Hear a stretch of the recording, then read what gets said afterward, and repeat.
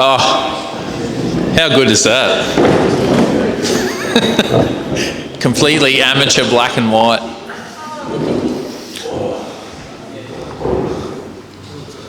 Sorry, I was having some technical problem with my PowerPoint because I had 1,000 pictures in it. I think it was a bit big. So my son has saved it in a non-regular background format. That's working. Is there people on the stream they can hear?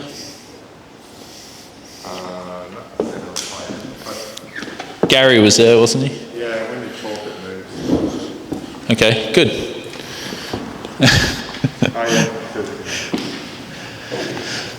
All right, well, welcome to July AEVA meeting. Thank you for braving the cooler conditions and COVID outbreaks. It's nice to see you. We do have a few less people normally in the colder months, but nevertheless, those people might be watching at home. So, any new people here tonight? Hello, hello. Presenters are all new. All right. So normally, I'll just give a quick. There's a toilet's just down the corridor there for anyone who's after it. Les and Jeff, did we have a tin tonight? Oh, we have a tin? Okay, just for anyone who has to put their $2 in. You're all members, I know you all. So, all right, we'll just get started. I don't know how you're about 10 slides in, but this is slide 2? This is slide number 5. Okay. So what happened to slide 2, 3 and 4? 4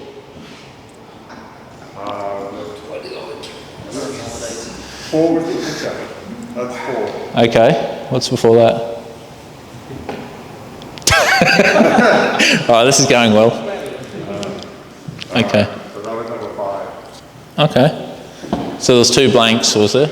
Yeah. Okay, brilliant. It's going so well. All right. We've got 3 speakers as well as Nathan and I tonight. So we'll get cracking because we're behind already. But normally at the start I give the latest infrastructure. There's not too much compared to last month. The free charges are still online. St. Lucia's offline actually, and the other 2 are derated, and I don't think there's any problem with the one in the car park at the moment, but that's for anyone who likes free charging. I know Francisco does.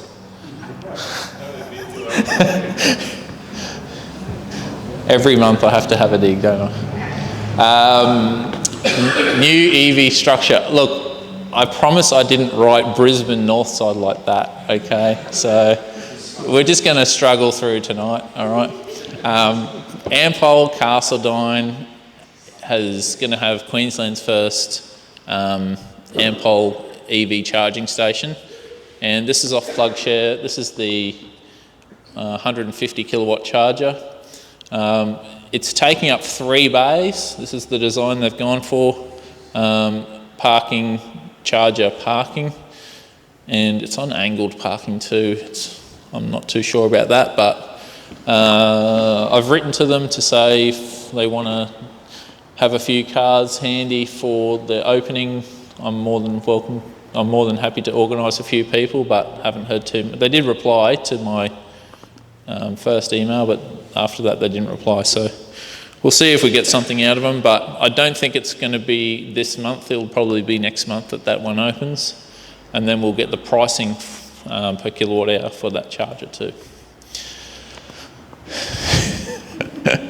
Brookside Shopping Centre, the 50 kilowatts up and operational. Now the Callum Vale, the Sunnybank and the Brookside are all the same charger, and there's 50 cents a kilowatt hour, which in terms of having free chargers around, and we had the Koch that was 20 cents, It's now 30 cents, and some other charging companies are 40 cents, 60 for the higher speed ones as well. 50 cents is starting to get a bit expensive, but like in comparing what we're used to. But even if it's 60 cents, it's only $30 to fill up, or something like that. And it's probably not even $30. It's actually more expensive than running a hybrid. I've done the maths on at what rate? So just when you work it all out on a per 100 kilometres an hour or per 100 kilometres basis or whatever, it's unfortunately you're starting to get to, it's cheaper to run Corolla. And so there is a limit at which it starts to become a bit of a like. But if most EVs get 400 Ks and it's only costing them say even $40, that's $10 a kilometre, $10 per 100. So. Yeah.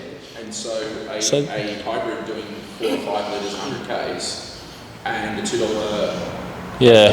It's the same money. Yeah. It has to be It's about $5. It has to be under $5, 5 litres per 100 to be better than an EV. Yeah. Distances you might do about that. You get what? You get 4? Yeah. Okay. 4's a 5 litre.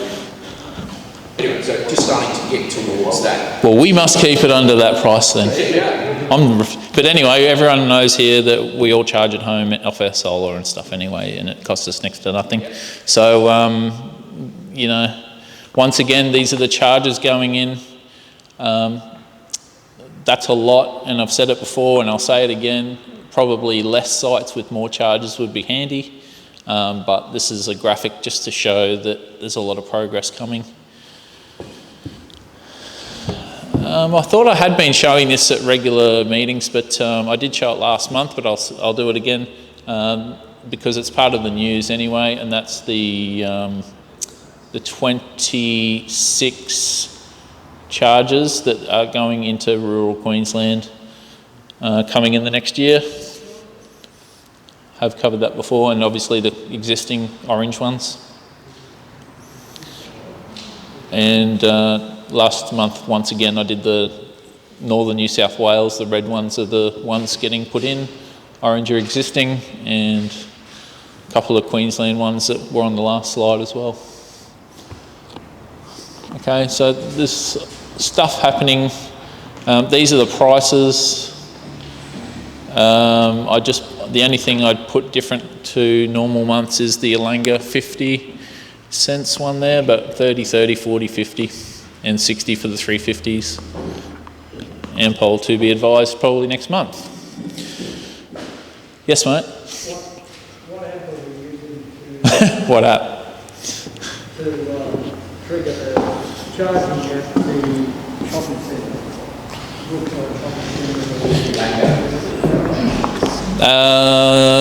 I haven't charged there. I think it might even be their own one. Remind me and I'll check on PlugShare afterwards, because someone actually had that exact question online. So I'll check that later on, hey? Yeah. Someone mentioned to me that why doesn't AEVA, I think it was Paul Guy from Smart Charge, why doesn't AEVA just have a card and we can just use a card on all the charging stations? That'd be a probably pretty good idea for AEVA actually. So that's one thing I'll be raising at the next chairs meeting, or Nathan could maybe even raise it down in ACT. Okay, let's go, Les. So there's a lot of photos to go through because there's been a few major events since our last meeting, so we'll just probably skip through them. There's a couple of car ones that are new models I just want to pause on, but who went to RACQ Motorfest? Yeah, was it all right? Yeah. We were undercover. Yeah. So there was about, I saw someone's YouTube video, there was about 10 or 12 EVs there together. That was pretty good. So that's nice. And the Porsche Taycan is probably, they have a lot of people around it, or? Yeah, good crowd. Yeah. All well organised. Yeah, very good. And on the same day, I went up with Nathan and Jeff, and we did the Noosa EV Expo. So there's my car, there's Jeff's, and there's too many people around Nathan's to see it. So, but I like to take these photos because it gives an idea there was quite a lot of activity there. And they had the road. This is actually the road, and they had the road closed, and stalls along the middle of the road in Noosa. So that went for a few hundred metres, didn't it? Really, it was quite big. It was quite big. Here's my make fun of EV segment. The greatest styling of an EV since the i3S. BMW, they love their out there styling, that's for sure.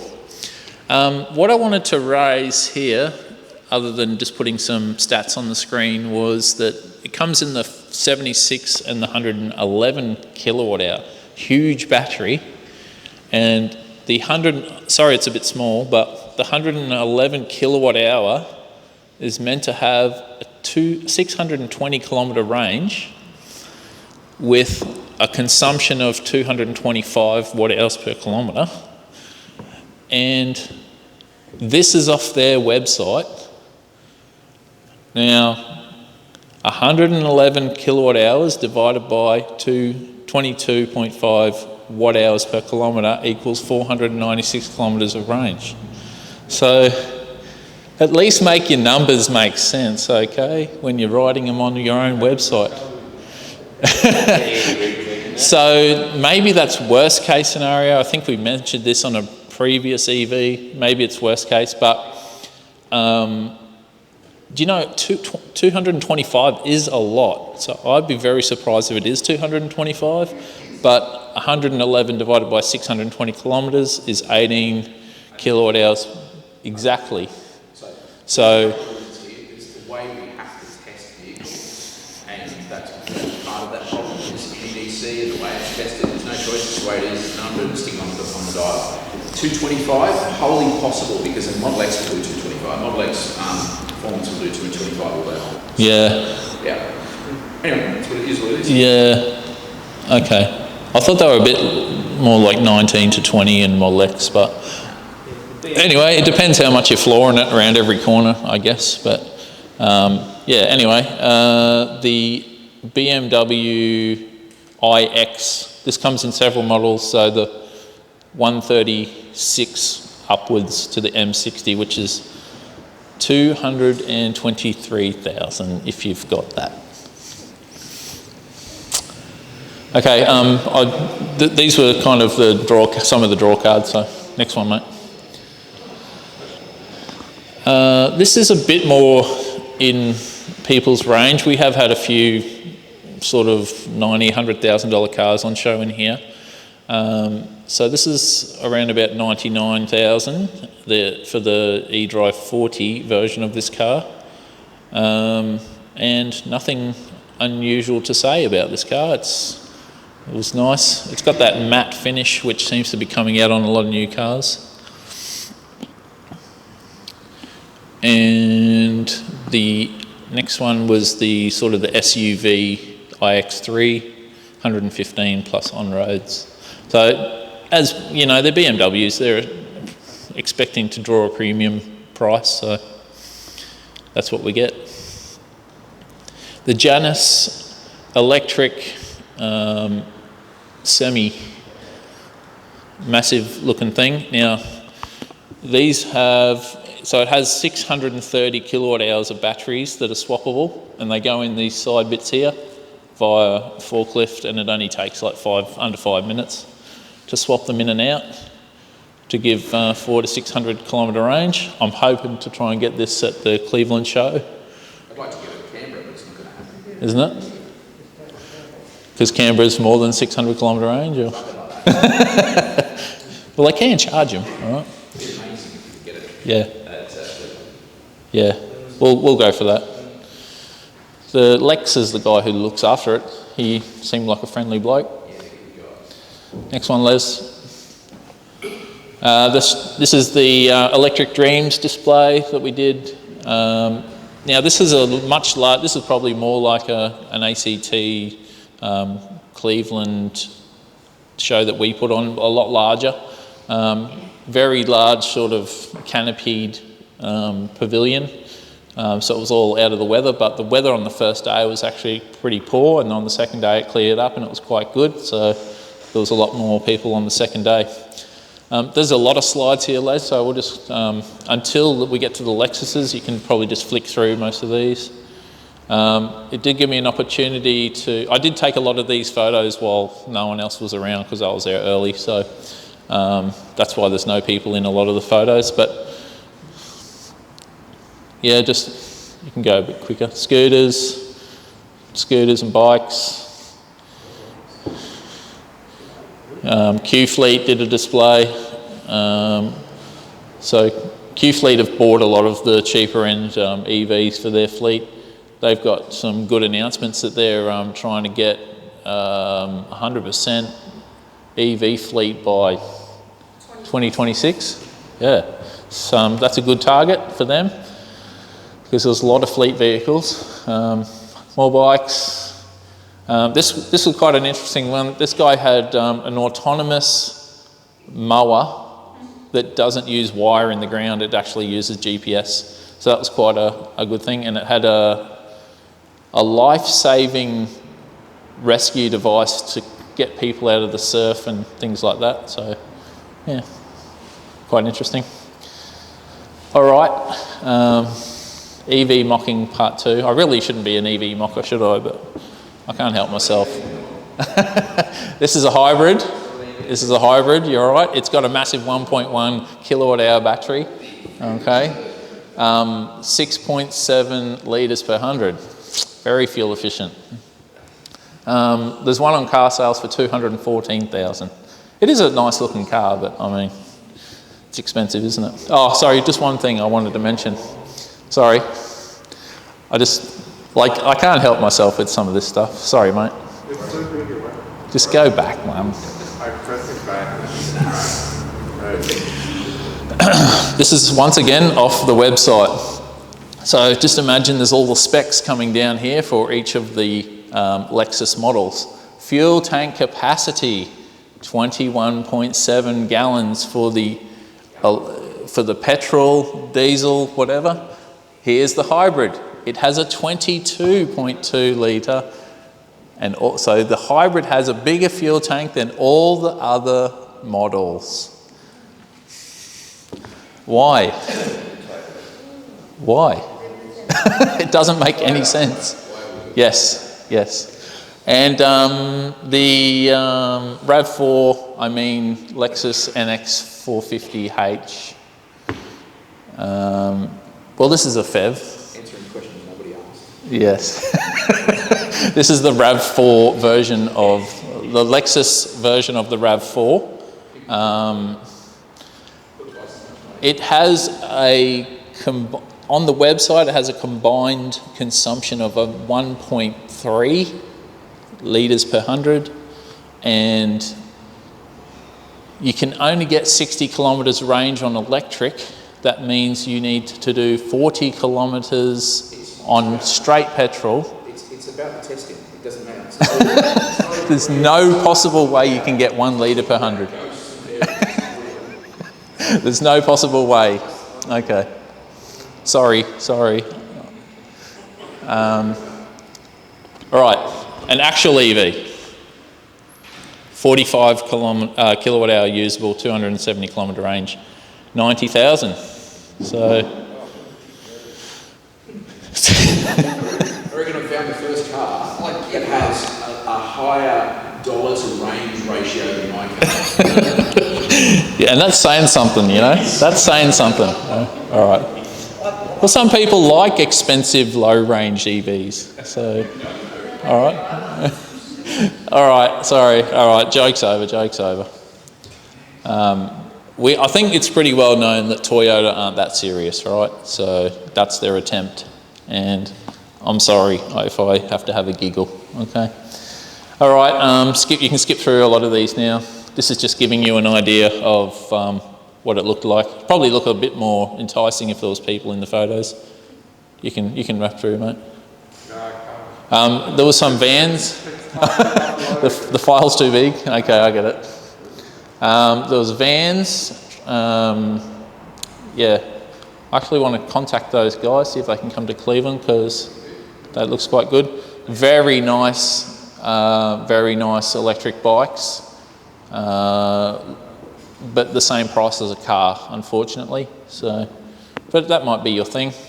They had the surfboards, hydrofoil boards, Flight they are. One of our business members, the Regen EV guys, very big display of bikes and scooters. They're on the north side, but I think they're not that keen to come to Cleveland, but I'd like something similar to that. Quite a few EV chargers. There was at least 3 DC fast chargers there. You know I like my DC fast chargers. So 3 different models I hadn't seen before, so that was interesting. There's another one from Nudo. The guy has said it's actually how Asians say noodle. Noodle. It's not even a joke, he was Asian. Yeah, I know, yeah.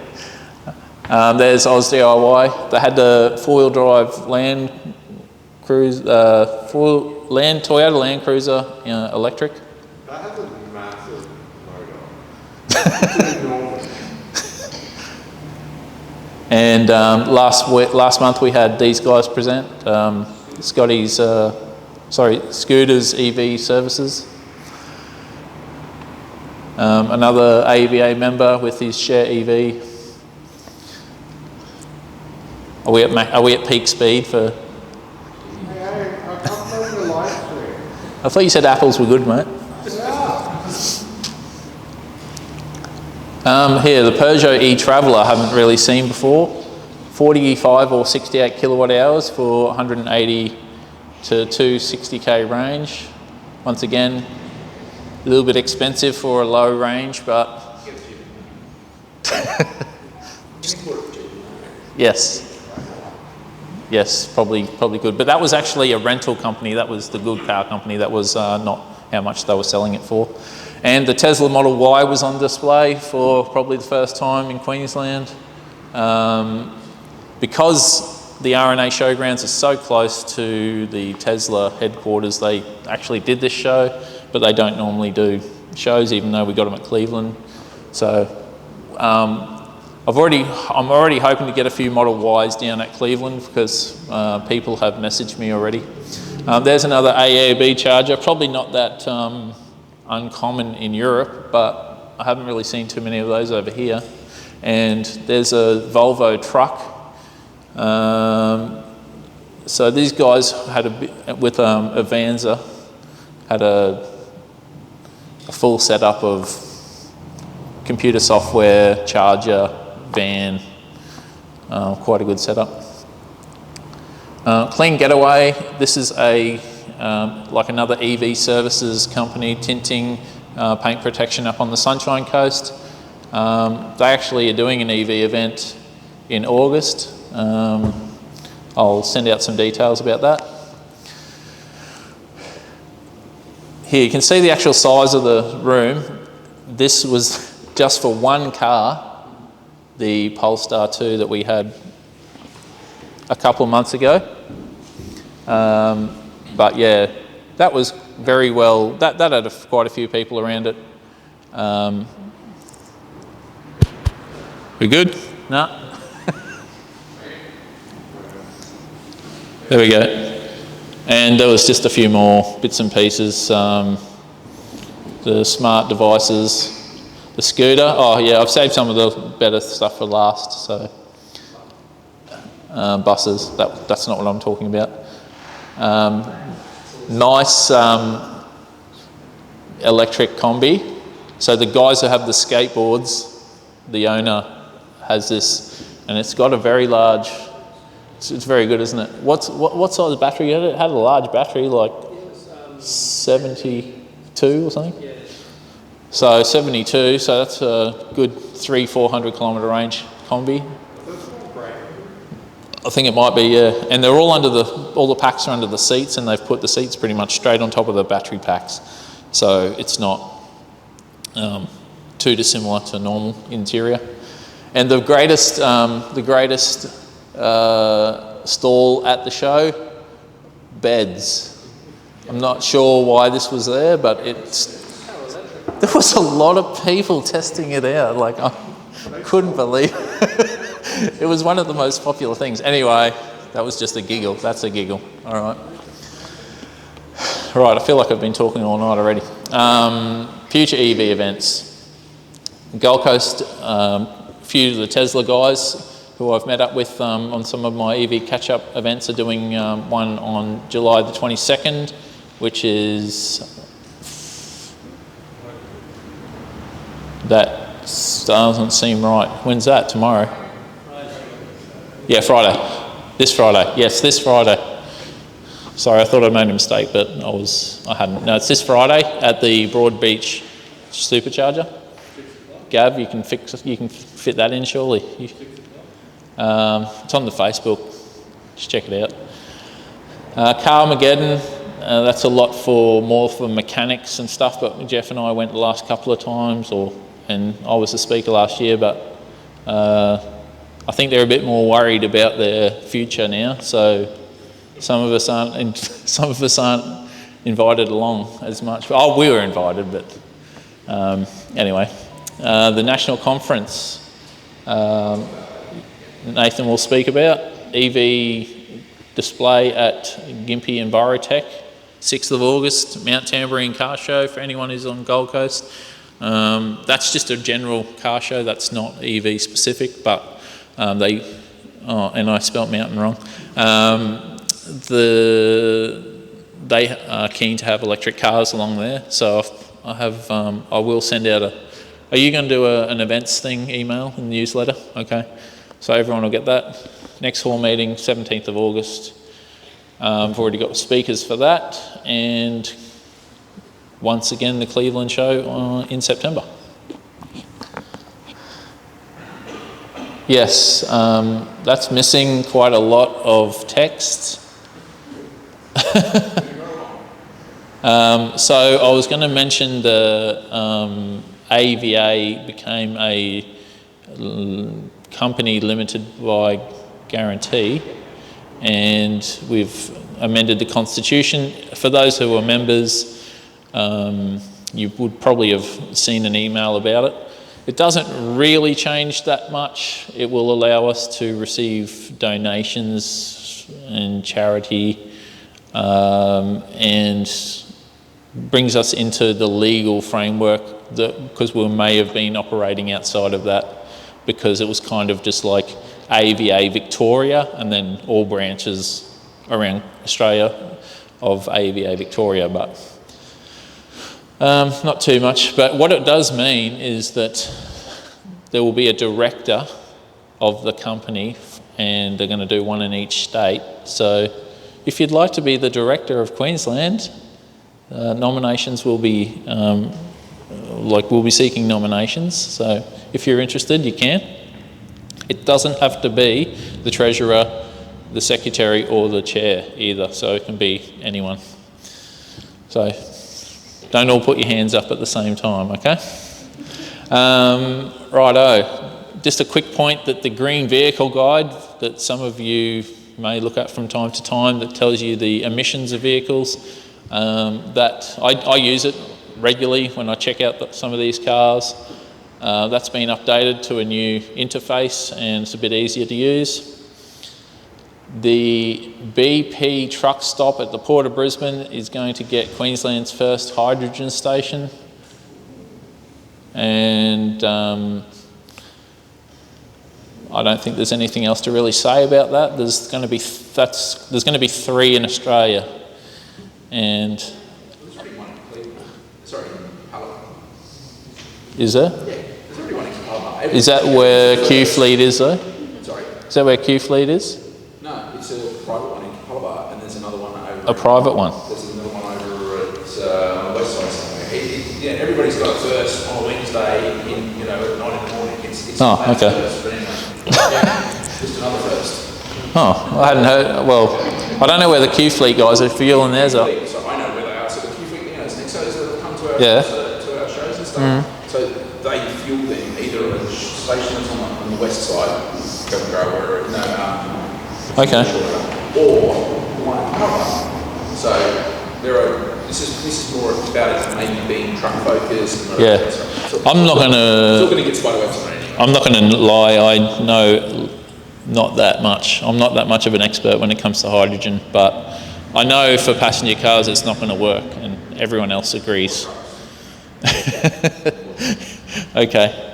BYD has put back their, has told their customers they're putting back their deliveries till November, December. So that's a bit unfortunate because it was meant to be pretty soon. It's going to take some money for a vehicle being delivered this year, wasn't it? Did anybody want to take that bet? No, that's not what the bet was. It was Dolphin won't be made this year in right-hand drive. Also, a bet I'm happy to say. You didn't say in Australia. You just said, I don't remember. You said if someone can show me a picture of a Dolphin right-hand drive, I'll take it. we'll have a bet. We'll have a bet. Okay. I keep forgetting. Maybe next month I'll look for that photo. And that's it. Other people. Yes. Yay. That's you don't have to clap. That's all right. But we will have the names of the presenters. So I'm going to have your first. And that was the green. The green thing. I do have a... It's Leigh-Chantelle, isn't it? Yeah. PhD candidate, talking about survey for autonomous cars. I did that without the slide. Come on, that's what you should give me a round of applause for. Come on. I do have a slide, but I won't freak you out tonight. That looks... I can just talk. Oh, we're hitting the professional Thank you. levels tonight. Do Don't I... worry about that. Okay, cool. Got the mic. Yeah. Evening, everyone. I'm Leigh-Chantelle, and thank you for having me tonight, John. I bought a Nissan Leaf just recently, so I am part of the EV club. And yeah, because my other car was written off, and I got it within a week actually from Springwood Nissan because it was a demo model, so pretty lucky about that, to be honest.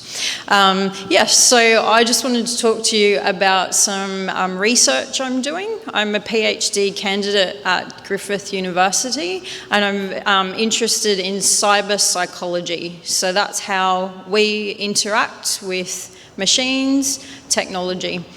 So that's a big interest for me. I did my honours on social robots, interacting with preschoolers, and now I'm moving into autonomous vehicles, as in driverless vehicles. And they're saying that we should have autonomous vehicles on the road by 2026. How realistic do we think that is? Yeah. So, yeah, and what you were talking about the Q Fleet with their range, so that's like 1,000 vehicles will be on the road in Queensland that are EVs, so 100% of the fleet in 2026. So that's just in Queensland. So if you compare those sort of aspects, that can sort of show you where we have to go.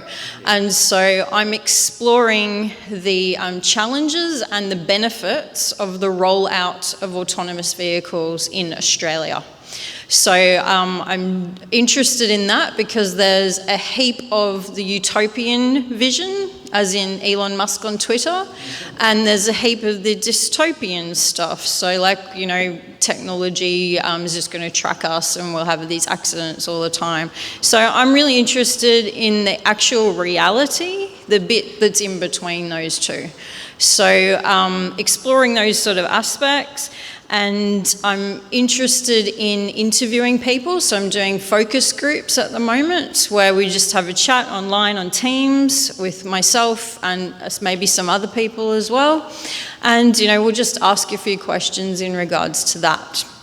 And I'm interested in people who think that they will be impacted by autonomous vehicles, whether that's a positive or negative, and people from industries who think they might be impacted by autonomous vehicles. So that can include, say, like infrastructure, cyber security and technology aspects.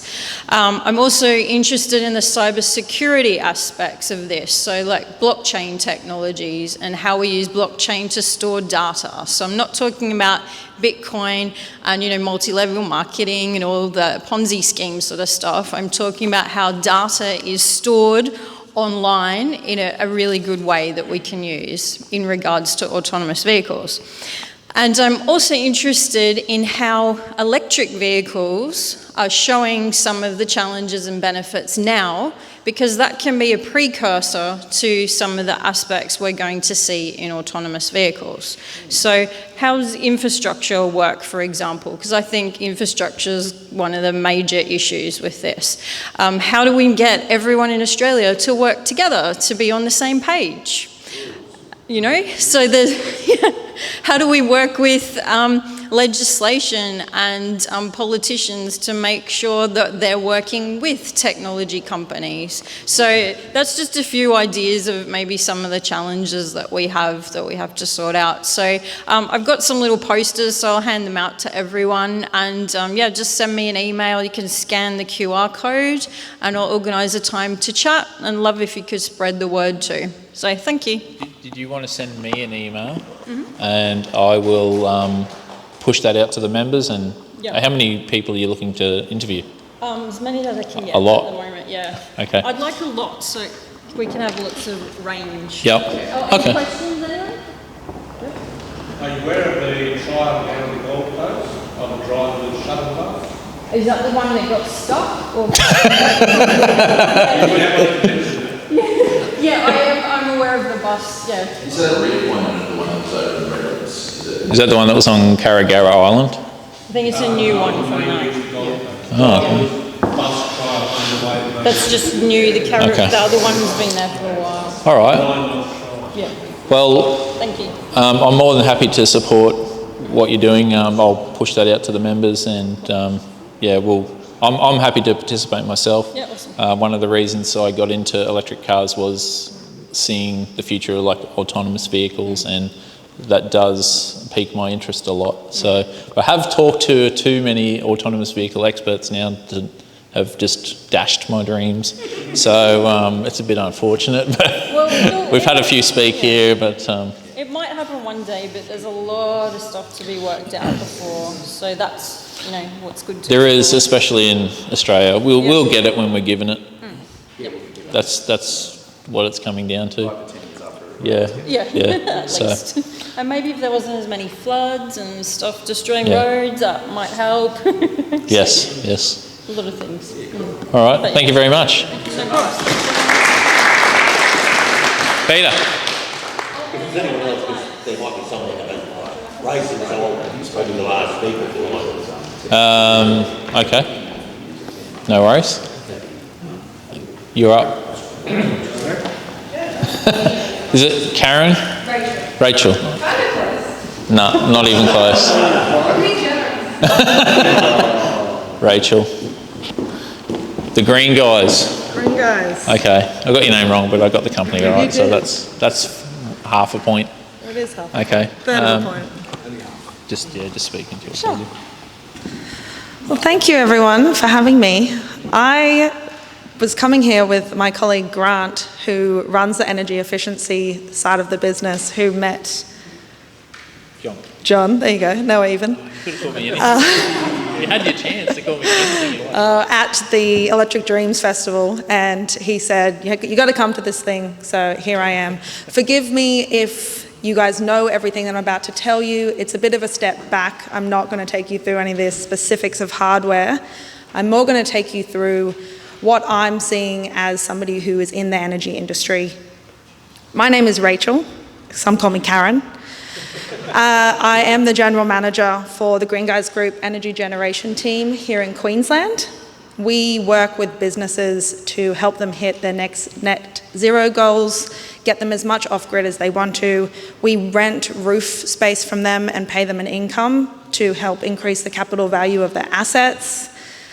There's a lot that we do, including energy efficiency, battery chargers, EV chargers, battery storage, and installing solar microgrids, but I'm getting ahead of myself. Late breaking news for us in the industry. The Green Guys Group, we've done over 10,000 renewable projects across Australia, and Next Business Energy, which you may have heard of, they're an electricity retailer with over 18,000 customers across Australia, have just merged to become Australia's first green tech tailor. We'll still function as separate businesses, but it means that we're now under one umbrella and can deliver the whole suite. This does lead nicely into sorry, can you just hold that for a second? Sure. Just take this bad boy off. It's not as cold as you think. It's not. I'm not from Brizzy. Into what I do want to talk to you about today, which are some of the massive changes that we're seeing in the energy industry. I know that everyone at home is feeling it, especially with the energy crisis. Even so, if you're a business, your energy price has gone up sometimes 400%. It is a very turbulent time and it's scary, but I'm here to be tentatively optimistic that the turbulence that we're seeing is going to lead us very nicely into where we need to be to fight against climate change.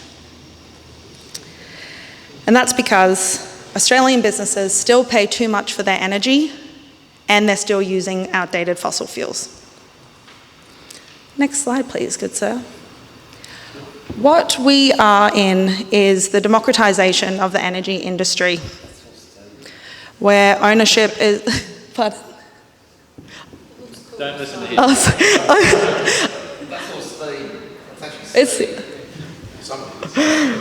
You're full of hot steam, mate. Yeah. Where ownership is going from centralised ownership and control to decentralised ownership and control. Essentially, businesses and individuals are taking control of their own energy. And technological development drives this industry democratisation in a predictable way that we've seen before. First, in the 80s with the introduction of the personal computer, which democratised the computing industry. Then we saw it again in the early 2000s with the introduction of the mobile phone, which democratised the communications industry.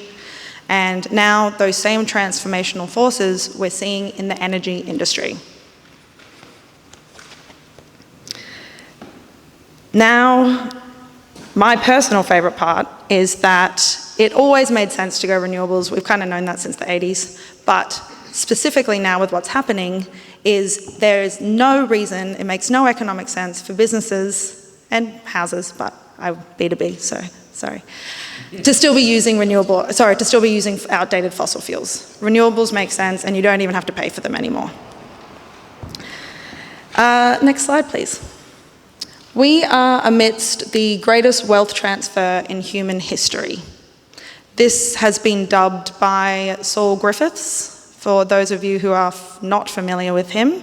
He's an Australian-American scientist, worked for the likes of NASA, author of Electrify Everything and The Big Switch, which just came out this year. If you haven't read it, it's phenomenal. I am nowhere near, you shouldn't trust me when I say this, it's Saul Griffiths drives this home time and time again. We are amidst the greatest wealth transfer in human history. So what's the starting point of this and how is this happening? It's renewable energy technology and distributed energy resources where the rooftops of today are the power stations of tomorrow. In the earlier centralised model, today mostly coal and gas-fired power stations, they created electricity and sold it to generate wealth. In the new renewable distributed energy resource model, rooftops and eventually entire buildings will be able to generate electricity and be that point of wealth creation. Just out of curiosity, does anyone here own a business who this would be relevant for? You know, multiple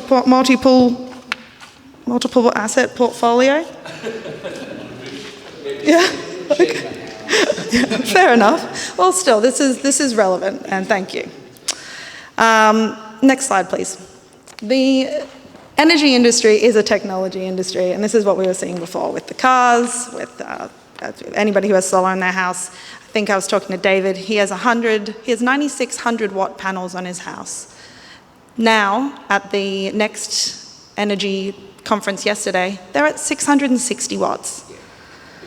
When I first moved into the energy industry from psychology in 2016, it was 240, and now there's it's absolutely skyrocketing. The price of batteries halved in the last 12 months. It's exciting. It's a software now. Energy, the technology is a software. Next slide, please. And because technology industries are different, because they grow logarithmically rather than linearly. And logarithmic growth, like putting that into perspective, count to 1 to 30 linearly, you get to 30. Count to 1 to 30 logarithmically, you get to 1 million. And what that means is that as panel output continues to increase and energy storage continues to improve, we're going to be able to change properties that were deemed unfeasible for renewable technology into ones that are, which is really exciting. Next slide, please.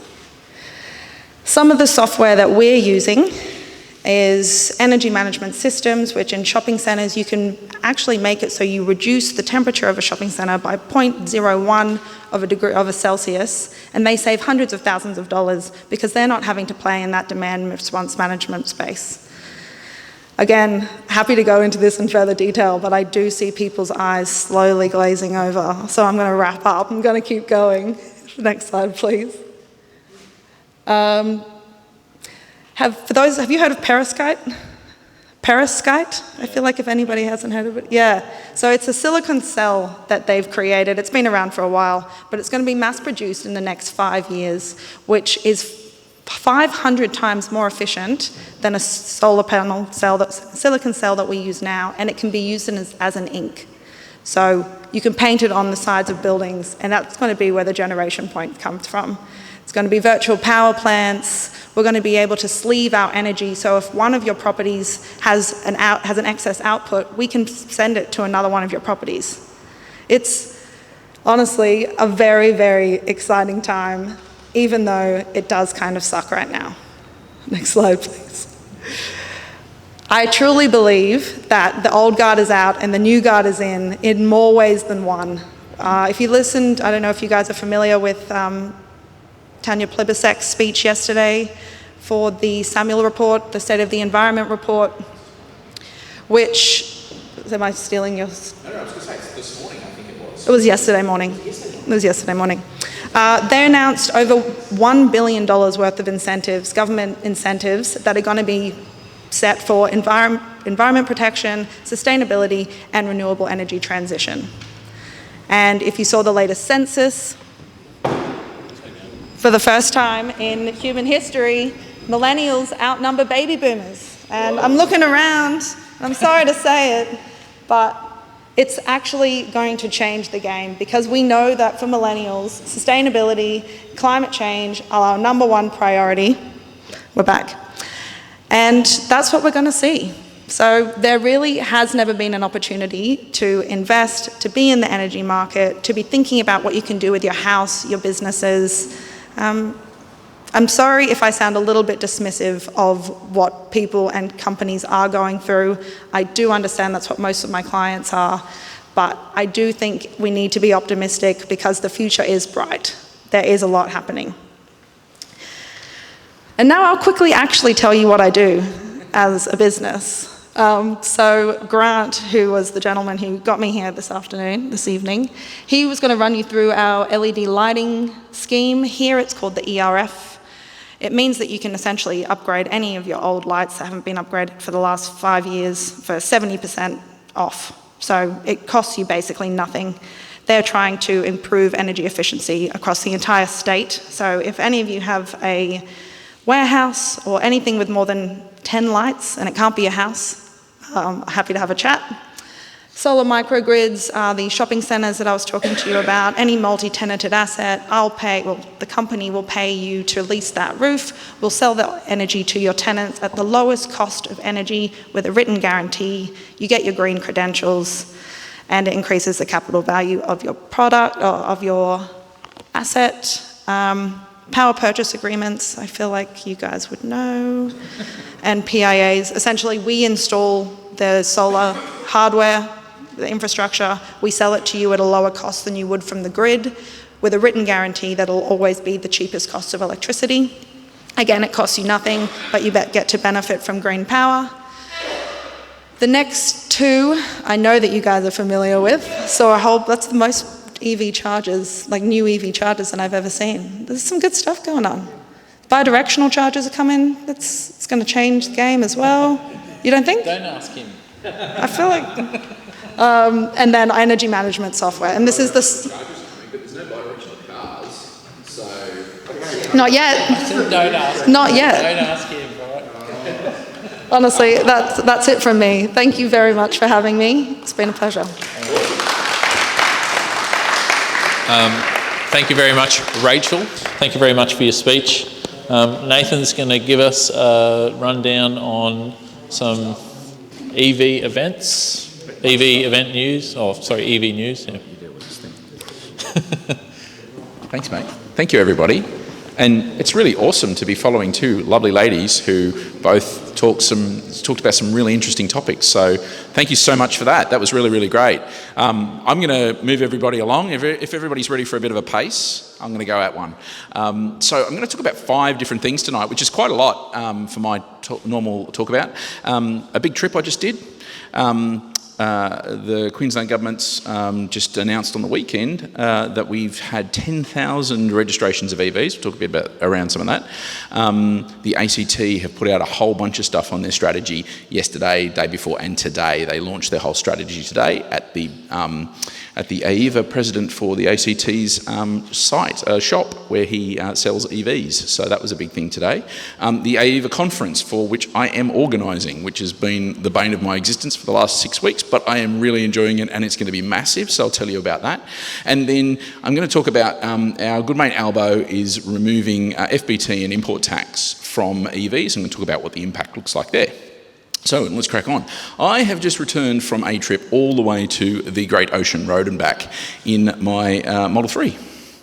I basically used a better route planner as my sort of guidance on what to do ahead of the trip, and then just went, I'm just going to use the car and let it tell me where to go. And so went all the way down, mostly used superchargers, but I did also use each and every other network along the way. The total cost for the whole 5,150-ish Ks was, I just worked it out whilst I was sitting here, $32.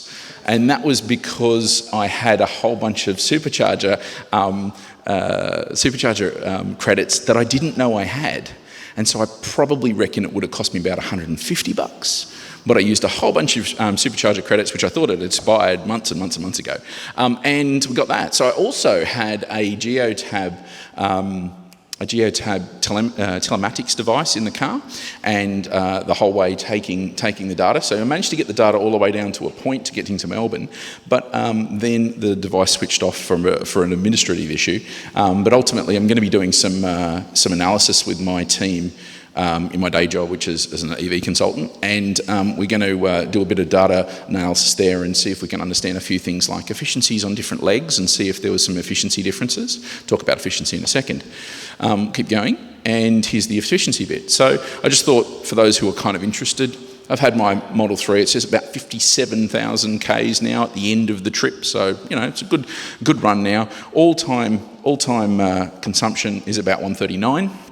And that trip's consumption was 151. So somewhere in the order of about a 9% difference. And so I was kind of okay with that. That was pretty good. But there were some sections where it was like a lot higher than that. And I ended up, starting to get a bit worried and whatever. It was my wife who was a bit more concerned than I was. There was a stretch across the snowy mountains because we went into the snowy for a bit. And it said it would be, we'd get there with 3%, and I was ready to do it, and she wouldn't let me. So anyway, and I had the aero caps reinstalled, which I typically don't have on my my Model 3, and I reckon that probably just made a little bit of an extra gain there, and it probably would have been a little bit worse. But anyway, there we go. Next slide. I just wanted to talk about yes. Your range? Oh, look, 360. I probably would have been said max. It wasn't as much as I was expecting, to be honest. I was a bit disappointed in some ways, but more about, I mean, I've done a few bigger trips, but this is by far the biggest trip. I've been to Sydney and back before, but by far this was the biggest trip. And going to different places was going to different weird places like Great Ocean Road and the snow and Coomera and that sort of place meant that we were really sort of like, doing something a bit different. And so, yeah, about 360. 350 would have been like, fully comfortable, and you don't have to do crazy things like, turn the aircon off and all that sort of stuff. But 360. Sorry to interrupt with your presentation. Please. Is that 350, 0 to 100, but then you're using 80% of that?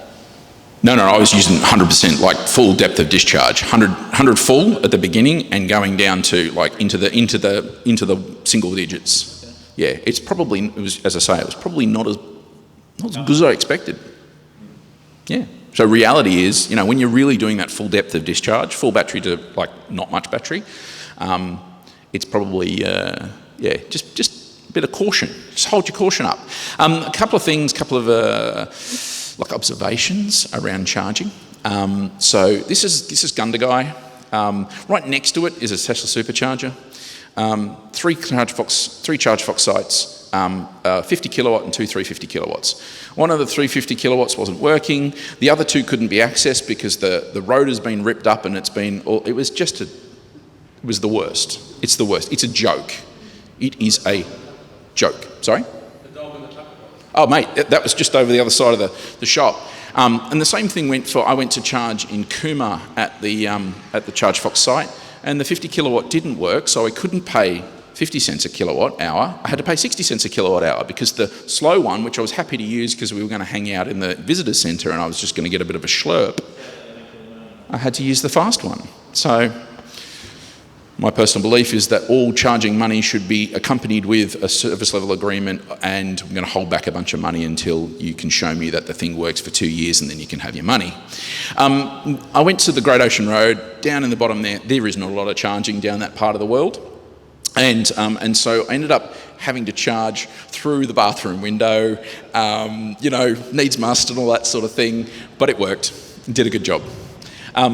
They say, you can't fit any gear in the back of the Model 3, so we took enough for a 4-person family in the boot for a 2-week trip and had space. So that was pretty good. And one last one over here I thought I'd touch on is how dirty it got. So going through the snow and all that sort of bits and pieces across the back of the snow and back down into, and that's actually the Gundagai Tesla supercharger that's next to that one over there. But yeah, she got a little bit dirty. A bit of schmutz. Still haven't cleaned it, by the way.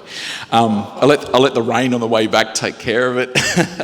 Right, so we'll go on to the next bit. So Queensland saw, and the Minister announced on the weekend on Sunday that it's the 10,000th EV registered in Queensland. So that's pretty good.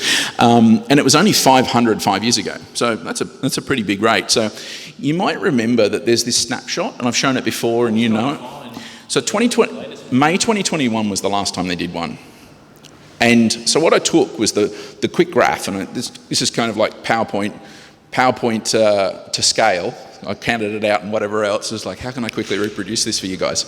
So that is the right amount of months for the 13 months, the right amount of distance for 13 months since we last had our data point, and this is the right amount of distance by scale for the amount of vehicles. And so in that period of time, about 6,000 vehicles have come onto the fleet. And in just a short period of time. So, the trend is kicking up, and it's really, if you continue to draw that line, off we go, right? So it's kicking off. Go to the next one. Canberra has kind of likes to rattle the cage, and the guys down there, they're probably the most progressive, and what we can see is they'll do some stuff, and then we'll see the rest of the states kind of, trickling behind them over the course of the next 12 or 18 months, 24 months. And so we've got, we're going to ban ISAs, and this was just from 2 or 3 days ago. And, then there's some concerns, we still won't be affordable for many people. It's like, yeah, okay, that's really good. And then if we flick to the next one, we get all the naysayers. So the head of the Australia Dealer Association, who I've spoken to a number of times before. So this is the guy who takes care of all the dealers. All those people who are trying to sell cars out there and fix cars and so on. It's like adverse consequences for the automotive industry. In my opinion, it's get yourself sorted out and get on board. And the example would be somebody like Barton's, who are over near where I live on the Bayside. They were at the show. They have fully embraced, as a dealer, they have fully embraced the EV world. They've got Cleveland and Capalaba and Wynnum, and they have recently advertised for an EV centre manager and staff. And so they're like all in. So dealers can choose. They can choose to go out of business, or they can choose to get on board. So thanks for that, James. And then, nothing like a bit of 2GB to really spice things up. We're all virtue signaling people, and it's a shame campaign. So yeah, okay, whatever. And what he's saying is that in 13 years, how on earth could we possibly have only EVs being purchased? It's like, because pretty much the rest of the world is only going to be making EVs by then. So it's going to take care of itself. But anyway, a really interesting piece. And the last one over here is just from the Daily Mail, which is, again, another great masthead to tell us all about how wonderful things are in the world. And this was really interesting. There's a loophole and so on and so forth. And basically, it's go and buy a car early, and because you wouldn't want to have an EV. So it's really interesting, but I think we're starting to see that tipping point. There's all the you'll have to pull the petrol car out of my cold dead hands and all that sort of kind of rhetoric that comes around the place. But it's just really interesting to to have that pulse and just see how things are travelling. So really interesting stuff. Lots more come out of the Canberra. There are 28 points of the the ACT's EV strategy that came out this morning.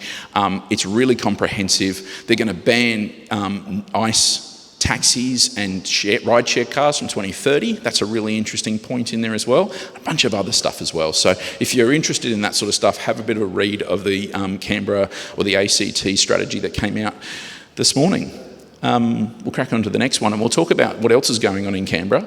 So the Australian Electric Vehicle Association is having its national conference in Canberra in about 2 weeks' time, Friday, Saturday, Sunday of the 5th of August. And I have been pulling together the conference that's going to happen with the team that are the organisers. And it's pretty exciting. There's going to be 60 speakers at this event. There's going to be panels upon panels upon panels.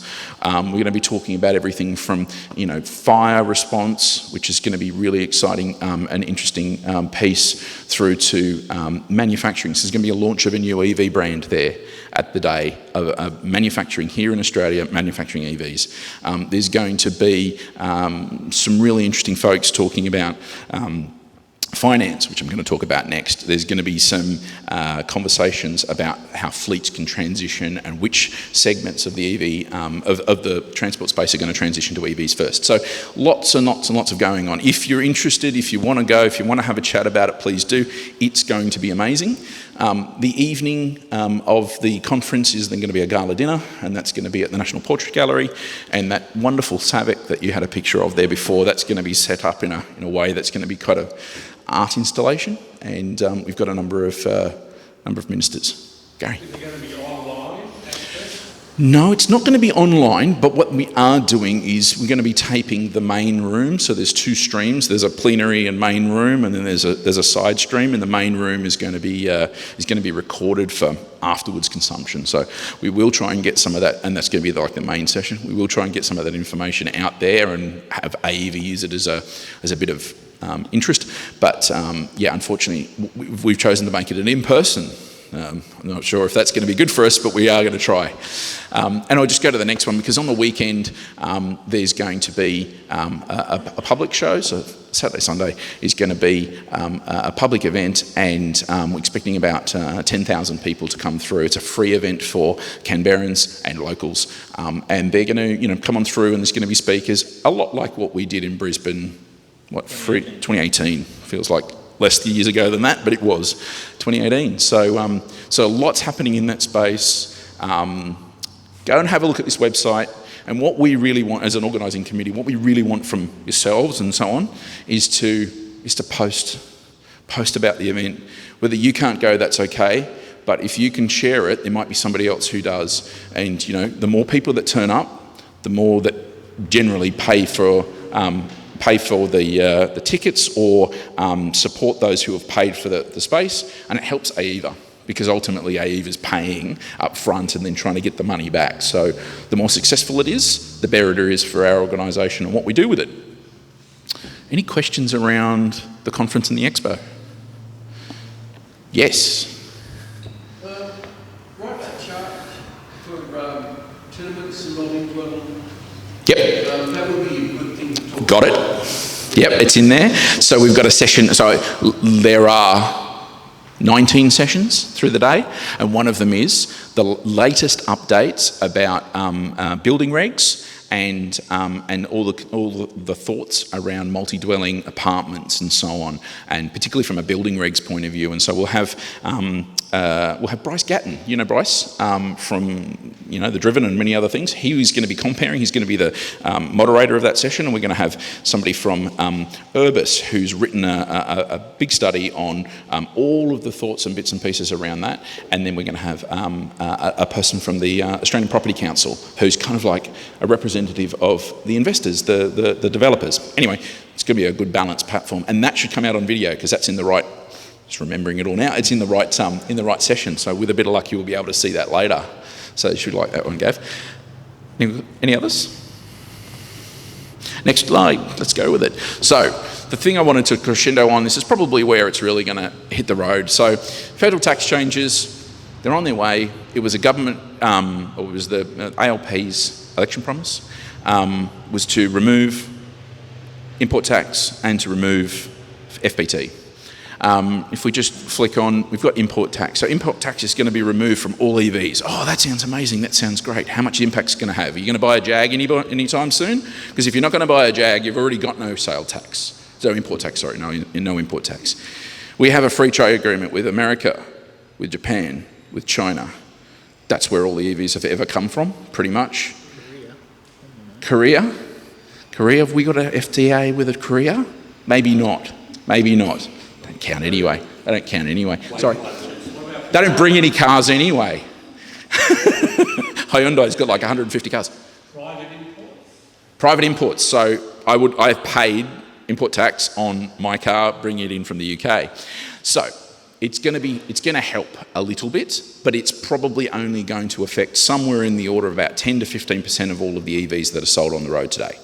So don't get too excited. Don't get too excited about that one. But the one to get excited about is the next one, and that's Fringe Benefits Tax. So they've pledged that they will take the Fringe Benefits Tax rate, which is 47, doesn't matter, it basically costs you money, and they're going to turn that to zero for EVs. So today, cars that are with a business that are given to people to use for private use, which includes novated leases, there's an FBT, a Fringe Benefits Tax, against those vehicles, and generally it's in the order of $6,000, $8,000 for a $30,000, $40,000 car. It's a lot of money, generally. And on an EV, I've just picked a $70,000 car, it's $14,000 a year. So we're already talking about, and we've always been business with private use. So if you work for a company, they give you a car to do your job and you take it home and you use it on the weekend. That car, if you have a novated lease, it's always been a disadvantage for EVs because they're more expensive, and FBT is basically on the ticket price of the car. Knock that on the head, and all of a sudden, it gets really cheap compared to an ICE, to an internal combustion engine vehicle under the same circumstances. So it's going to be really interesting. Go to the next one. And what that's going to do is give fleets a massive cost save for anybody who's giving cars. So I work with a lot of councils and help them with their transition, other corporates who provide cars to people, typical big corporates. You think of like the photocopy salesman, works for Fujitsu or something, and then he takes that car home on the weekend. That particular car will be affected by FBT, make it an EV, and there's no cost there. And that makes a big difference to the bottom line.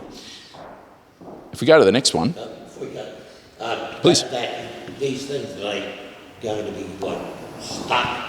Or like normally they'll do it until it changes over, then they get everyone. It's a very, very good question, and this is where the devil is in the detail. I'll talk about it in a second, I think.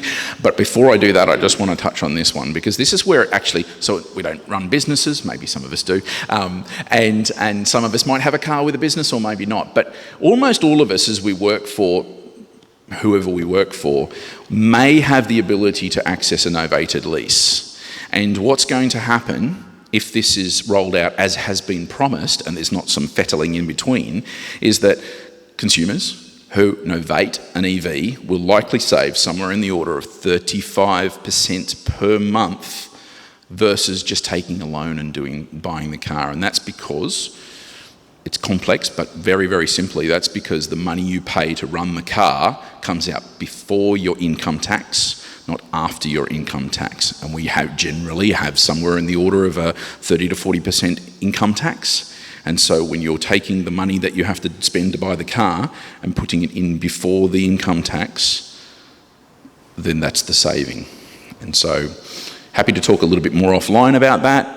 But what I do encourage you to do is go and, if you work for an organisation that does have novated leasing, is have a conversation with the novated leasing company that's behind that organisation, that's supporting them, and start talking to them about EVs. If you have an EV, there is a chance that you'll be able to sell your EV into a scheme like that, repackage it, and actually bring the price down.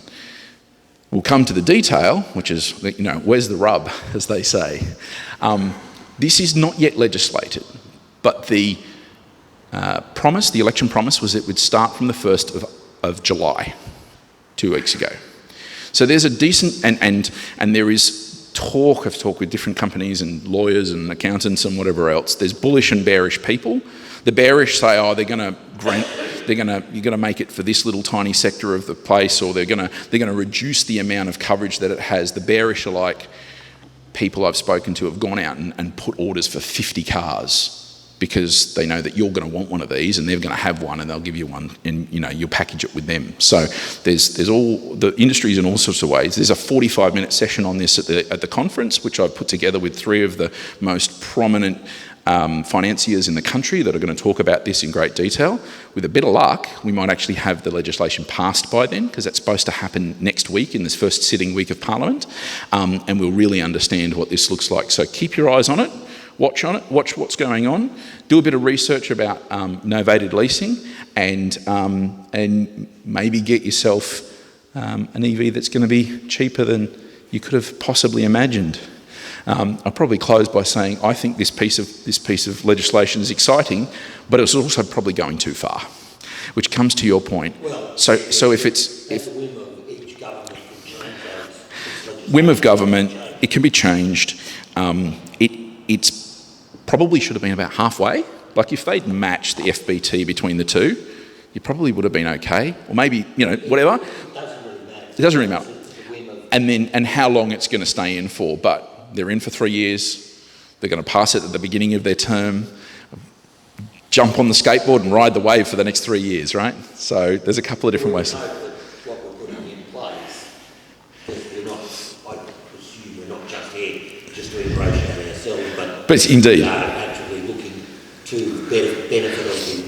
So my question I was going to ask everybody, and so not only the benefit of the environment, but the benefit of being able to electrify everything, the benefit of being able to control our own, back to democratisation of energy and so on and so forth.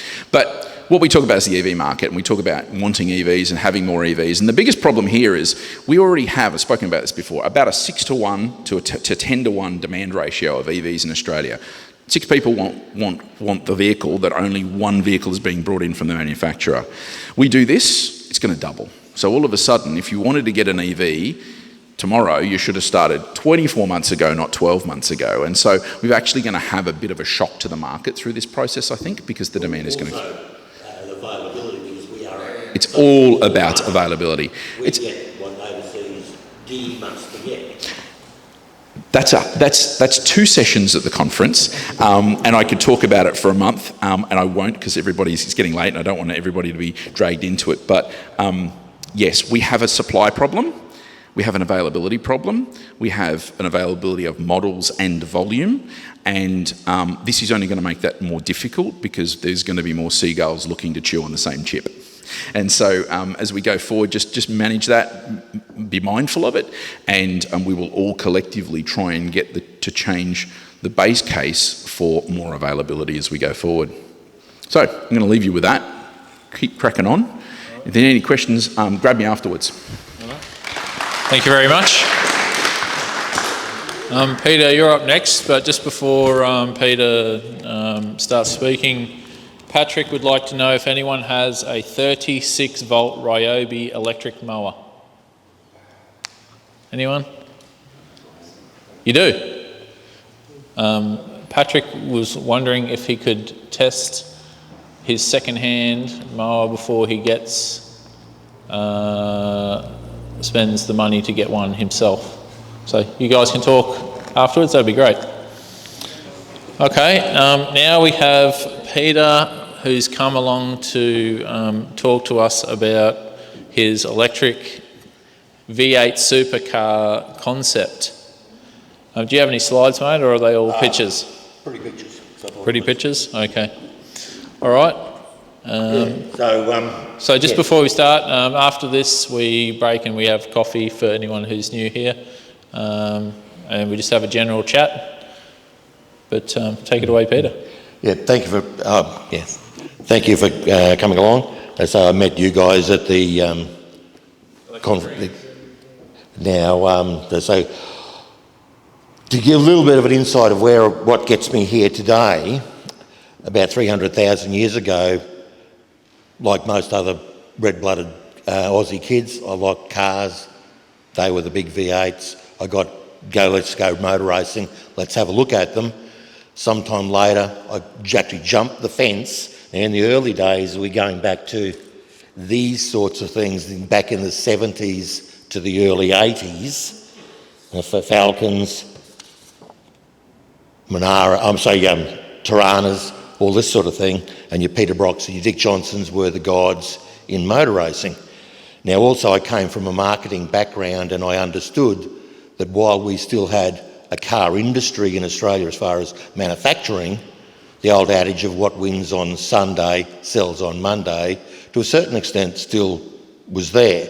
And also the cars that we were racing were basically cars that you could go to your local Ford or Holden dealer and buy off the showroom floor. Now, even though the cars we raced were race cars, there was still a certain amount of road car in them. So there was a sort of a loop there between the factory, the race teams and the public. Some of the things that we found out that were deficient or things that needed improving in the road car based on our racing, we would report back to the factory, they would remedy it, and the benefit would be to the Australian public. Now, back in the early days when I started to, as say, moving across the paddock to going to the XD Falcons, and then I also built Rover Vitesse, Group A cars, and then we started into the Falcons. As I come from a marketing background, I was looking, once I became, when I would cross the fence, I just could see the guys in the race teams. They said, why don't you just come along? You can sort of wash the windscreen, change the tyres, these things. But through my marketing, my management skills, I then took over the race teams and was marketing them and managing them. And as a business person, I was looking at the situations. In those days, those sorts of cars there, in 1980s, early 1990 dollar terms, the cars were worth close to $250,000. we had to pay to enter them into a race. And even if we won, which really, unless you were Peter Brock or Dick Johnson with the factories behind you, you weren't going to do. But even if somehow magic fairies came along and, hey, you're going to win, first prize was $2,500, and for every set of tyres we put on the car was close to $1,200. And I just sort of went, what is wrong with this picture? Everyone is making money out of motor racing, the Channel 7, the Australian Racing Drivers Club and the Bathurst City Council. So I said, look, we've got to change that because we've got to make it so this is a business. We've got millions of dollars worth of equipment and we're getting nothing out of it.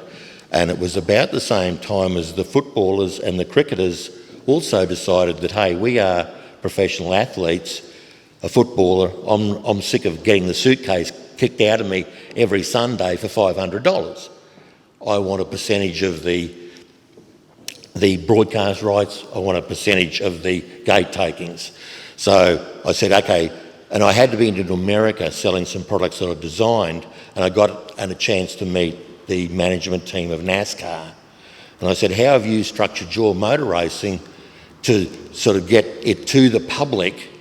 And in those days, their cars were very much like what you bought off the showroom floor, and said, how have you kept that connection between what you race and what the public drive and make it exciting? And they sort of gave me the wherewithal. So that's what I brought back. And I said, look, to all the guys, look, if we could all band together, nothing is going to change unless we change. If we just stay saying with the race series that we've got, we will just get the breadcrumbs that they deem us worthy to get. And so that's where V8 Supercars came along. Now, there were certain things there that I said, well, we still want to keep that relationship between what the people buy off the showroom floor. So there's got to be some relevancy there too. It's not like a bait and switch. The race car we've got is absolutely nothing like the road car. So that the people see the race car winning on the weekend and say, oh, well, I'd like a car like that. And we'd say, yeah, we can have one if you've got $1 million. But they were basically the cars that people would drive. And so I used to call it Formula Taxi. If you're going to go for a trip to Sydney or Melbourne, you call up a cab. What turns up, that's the car that we race. We're not looking at BMWs or Ferraris. We were looking at Falcons and Commodores and this sort of thing. So but even when I started it in 1992, I was saying to people then, the day of the V8 is coming to an end. Now we are sort of the testing area for the manufacturers to supply cars to the public, mass public. So we've got to play our part. So if the V8 is going to go the way of the Dodo, what do we race? And I virtually got no traction at all because everyone had put so much money into a V8 and a gearbox and a diff. They wanted to get the maximum amount of return on that. So for 20 odd years, I kept saying, look, we've got to look at what happens next. Now, being an engineer, but an engineer that did virtually no research, I thought it was going to be the hydrogen-powered cars were the way of the future. I thought that was a normal internal combustion engine burning hydrogen and water coming out of the tailpipe. That's what I thought it was originally. But once I did about 5 minutes worth of research, that no, it's not quite that way. So since about the mid-1990s, I've been pushing for V8 supercars to take on or start racing electric cars so that people can see what they are capable of being and how they can suit their needs today. And dealing with getting some information from the Australian Automotive Engineering Association, they were saying that about 80 to 85% of the general public today drive no more than about 40 or 50 kilometres a day.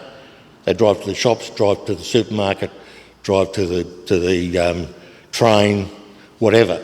So saying if that's the distance that the vast majority of the public drive, EV cars today are mainstream. They can do everything you would want them to do. But with the current uptake of cars, It's less than 1%, less than one car in 100 of new cars. Up to 2%. That's a 100% increase. Be still my fleeting heart. So, but like, we all agree that like EV cars are mainstream now. But I just feel that a lot of people have these ideas in their head because they haven't looked into it. Oh, you can't really drive them very far. They're very expensive. They're heavy. All the negatives. And if they can see a car that they can go to their local dealer and buy for $10,000, $20,000 cheaper, they'll buy it. But they don't look at when they buy an EV car, it's an investment because if you look at it as this is the money I pay for this car and this is all the outflow to do with maintenance, compared to an internal combustion engine and the outflow, over an 18-month to 2-year period, you're ahead, particularly when fuel is $2 a litre. So I was saying, being a marketing person, how do we try to convince the general public that EV cars are the thing that, wait a minute, yeah, I've got to buy one for my family next year, I'll at least consider an EV. But at the moment, they just have this perception that it's not for them. Too expensive, they're not practical. So because V8 supercars, now that we don't have a car industry here anymore, the reason that V8 supercars exists is to be a motor racing series for no end result. It doesn't benefit anyone for them racing around the track. But if I could get them to take on EV cars, the combined brain power of their engineering sections, working with people such as you that are EV specialists, how much better can we get EV cars to go? And with the little research that I've been doing, which is nothing to what you guys have been doing, but I've been seeing on the internet that the game changer will be once we can get a power pack in a standard type car to get 1,000 kilometres, and having the material used in those batteries to be not one of these exotic permutations, but something that is mainstream. And like I did in the past with motor racing, people were sort of saying, well, if you want to show the public, yeah, what they're like, go and get yourself an EV Jaguar or a Porsche or something. Go, yeah, but that's like bait and switch. Yeah, I can show you a very exotic car and it can travel 400, 500 Ks, but unless the general public are going to be paying $100,000, $200,000, $300,000 for a car, they're going to just, well, I can't afford one of them. So why don't we try to have cars that are at the lower end, which would be the equivalent of a Falcon and a Commodore, and that's what I'm trying to do, and these are the cars that I'm trying to do. So will look like a V8 supercar, but these are meant to be the icing on the cake to get the media to do a story on them. If I can get a V8 supercar looking EV car to blow the doors off a V8 supercar, the media will do stories on that every day of the week. So while they're doing the story on this V8 supercar looking EV car, I can start the education process to say, now the motor that's in that is the same as you find in a Tesla. The battery pack that's in that is the same as you find in a Tesla or an Audi or something. So the public then start getting, oh, all right. Now, I will also do, as a promotion, buy a couple of road cars and start testing them on the track, doing 60 kilometres an hour until they end up out of juice at 100 Ks, and then list that. So once the people are at least looking at an EV car, because it's an exotic race car, they start getting trained to get the education they need to at least consider one. Now, I say I put up a promotion to the Queensland government. So recently, you should be aware, they made a statement that the government in Queensland were going to give, was a $3,000 rebate to everyone that bought an EV car between $50,000 and $58,000 or something. Well, that was I had put to them that I wanted to do a campaign to show them, because I said if you went out there, that currently, if you give people an option to get a $3,000 rebate to buy an electric car, the people that will take advantage of that now are the people that already believe in EV cars.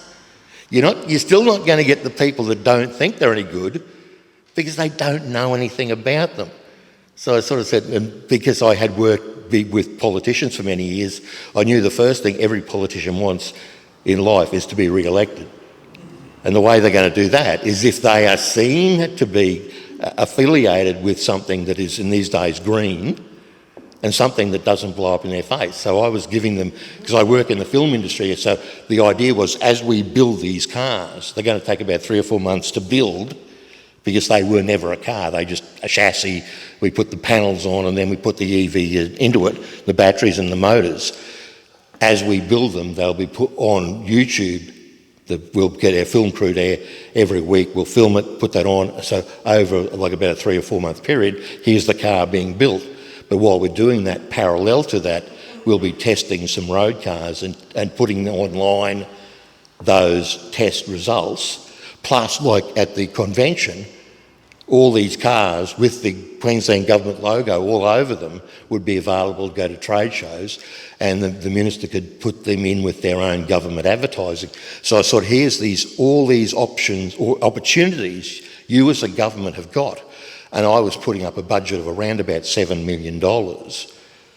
And they took that idea, and I thought, oh, they're really excited about it because they were all like naughty dogs. But then the next thing I hear is, oh, we're going to give $3,000 rebate to people that buy new cars. And I said, you got one news cycle out of it. So I said, in a week's time, people are going to forget that you made that announcement. Plus, the people that are going to get the $3,000 rebate were going to buy an EV car anyway. So anyway, that's where I'm coming from. That's why I'm here now. But I've been a firm believer in EV cars since the early 1990s. And as we all know here, they have come so far in such a short period of time. Yeah, but like one little bit of trivia for you, the first EV car that came out as a production car was 1884 in London, the first production EV car, and the land speed record in 1898 was 92.8 kilometres an hour. In 1898, so but there was been it had a good start, but because of the technology at that time, and it was all to do with batteries, it couldn't sustain that. So now that we have the ability to really put it into it, that's what I'm hoping you guys might be able to assist me, because say, I know how to race a V8, I know how to build a V8 supercar. I'm working with people and the Aussie DIY, and these guys, they give me a lot of information, but you guys here would be a font of information for me that if I get that further down the track, because I say I've now contacted the federal government and hoping with a change of government, because during the election you'd probably be aware that Anthony Albanese was banging on about he wanted to reintroduce the car industry to Australia as long as it was an EV car industry. So I was going, hey, wait a minute, hey, here's me over here, I can help you guys. So now that they're in power, then I sort of said, look, but quietly to everyone, my local member, they said, look, about less than 10 years after Ford and GM crunched the numbers here and decided to close the door and go back to America because there's not enough money to be made here, the chances of us getting a car industry here is limited. But if we could use people like you and have the availability to sit at the table at Ford or GM in Detroit when it comes to the manufacturing of the latest model Mustang or Camaro as a road car, and these are going to be built in Detroit for the world, we can at least be sitting at the table as an investor in it, because otherwise we just wait and they build them over in America with their technology and we buy the technology back. They already are. I mean, the reality is yeah. It's sort of happening, right? There's race series around the world that are electric. That's already the case, and so there is an opportunity to have a race series here in Australia as well. There is definitely a space there. I don't think government's necessarily going to put their money into that at this point in time, because I'm not sure if that's where... Well, that's one of the arguments that I got through the minister. They were saying, why should government money go into you building a race car? But there are some people, so there's a few folks to have a chat with. I'm not sure if you've heard of EMA, Electro Mobility Manufacturers Australia. That's like a group body. It's not a peak body, it's a group body of a whole bunch of people who are making EVs. So they're a group of people to have a chat with. Greg Regard, I think he's probably someone you kind of want to have a bit of a chat with. And then the other one was, the other one was, I don't know if it's working. The other one is having a bit of a chat with, there are a couple of organisations who are looking at putting together a race series of Teslas. So just basically take a Tesla, stick the roll cage and go nuts. Yeah, I know, but once again, coming from a marketing background, unfortunately, and as I said to people, unfortunately, we in Australia, there's a series like that Formula E. Yeah. Even in Europe, that doesn't attract much. Many people go to it. It just doesn't float their boat. Yeah. We've got the GT series here, which has got your Ferraris, Aston Martins, Porsches, Lamborghinis, Maseratis. No one goes to watch it. But they all are falling out of the sky to go to Bathurst and watch a Commodore or now a Chevy and a Ford. So that's where it is. So I said, we've got to be able to get an EV car, either a Mustang or a Camaro, to race around Bathurst. I was just go and get a whole bunch of Mach-E's. Yeah. You know, just go to the US, buy a whole bunch of Ford make a Mach-E, Mustang Mach-E. Electric, ready to go, drive it today, and just like bring them over. Because the problem here is, particularly you know when I was up before, is that Ford and other manufacturers, they don't care about trade. And you're right, we've got to build our own, we've got to make our own.